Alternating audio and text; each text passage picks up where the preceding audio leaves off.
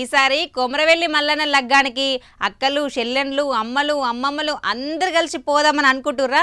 మరి మల్లన్న లగ్గం అంటే చిన్న ముచ్చట్న అది చూడతరమా అన్నట్టు మల్లన్న లగ్గం అంటే ఓటి యాదికొచ్చిందిలా నాకు. చూసినాక మీరు సుతం మస్తు ఖుషి అవుతారు. చూడురి మరి.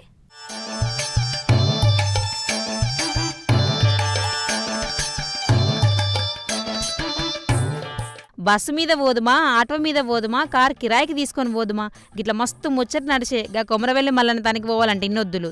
కానీ ఇప్పుడు అందులోకి ఇంకోటి యాడైందుల్లా, గదే రైలు బండి. రైలెక్కి పోదుమా అనబట్టే కొందరు. ఈకాడ నుంచి కొమరవెల్లి మల్లన్న తనకి ముచ్చటగా 3 సార్ల రంది లేకుండా దర్శనం చేసుకోవచ్చు. కళ్ళ నిండా చూసుకోవచ్చు సామిని. సెంట్రల్ మంత్రి కిషన్ రెడ్డి సార్ చేతుల మీదకించి కొత్తగా గట్టించిన రైలు స్టేషన్ను నిన్న ఓపెన్ సుధా చేసిండ్రు. ఇక సికింద్రాబాద్ సిద్దిపేట నడుమ తిరిగే 4 డెమో రైళ్లు ఇప్పటి సంది కొమరవెల్లి స్టేషన్ల సుధా ఆగుతాయట.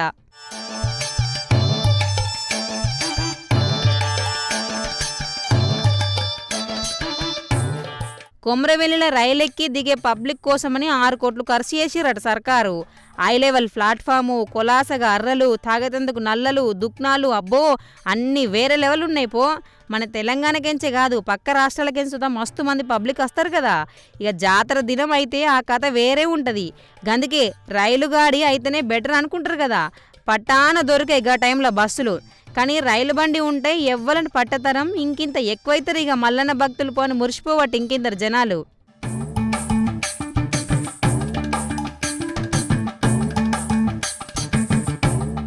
అన్నట్టు టికెట్ రేట్స్ అగ్గొనే 30 నుంచి 50 దాకా ఉంటుంది కావచ్చు గంతే. ఆడోళ్ళకి ఎట్లాగూ ఫ్రీ బస్సే కాబట్టి మొగలనంతా రైలు బండ్లు కదిలిపోతే అయిపోయాయి. సింపుల్గా మల్లన్న దర్శనం అయిపోతుంది. మళ్ళా ఇంటికి సింపుల్గా ఒడిచిపోతుంది పోయేందుకు. పైసలకు పైసలు బరకతి, దర్శనానికి దర్శనము. అయితే మనగాని ఇంకో ముచ్చటుల్లా మల్లన్న గుడికి ఈ స్టేషన్కు దండి దూరం లేదట. ఉత్త 3 కిలోమీటర్లే ఉందట. అంటే ఆటవన్నలకు గాడికెంచి గీడిదానికి వచ్చేందుకు మంచి దొరికినట్టే పో గిరాకీ. కానీ అన్నలు జర పైసలు చూసి తీసుకోర్రి. ఎట్లయినా అత్తరు కదని అడ్డగోలుగా వేయకుర్రి మీటరా.